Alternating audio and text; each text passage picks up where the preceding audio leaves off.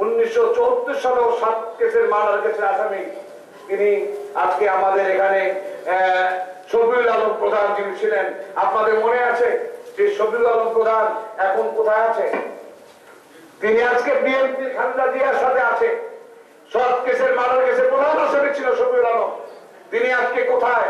তিনি আজকে খালেদা জিয়ার সাথে রাজনীতি করছেন। অর্থাৎ আমরা যাদেরকে আসামি বানাই উনি তাদেরকে রাজনীতি করে। বঙ্গবন্ধুকে যারা খুন করেছেন তাদেরকে উনি রাষ্ট্রপতি পদমর্যাদা দিয়েছেন, তাদেরকে তিনি পার্লামেন্টের বিরোধী দলের নেতা বানিয়েছেন, তাদেরকে রাষ্ট্রপতি দেওয়ার সুযোগ সৃষ্টি করে দিয়েছেন, বিদেশে দূতাবাসে চাকরি দিয়েছেন। এই কথাটা কিন্তু বাংলাদেশের মানুষ ভুলে নাই।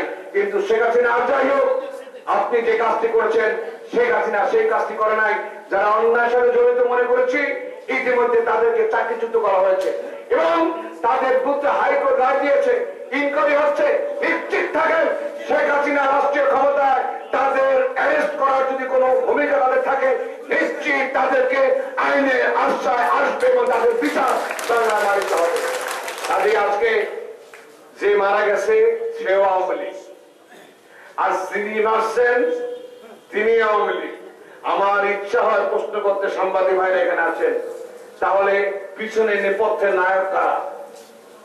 এই ঘটনাটা কারা ঘটিয়েছে? কাদের ইঙ্গিতে হয়েছে? এই সরকারকে নাজুক অবস্থা ফলানোর জন্য কারা দায়ী? বিশেষ করে জামাতের মধ্যে কি রাজনৈতিক দল কিন্তু নারায়ণগঞ্জে রাজনীতি করতে পারছিলেন না।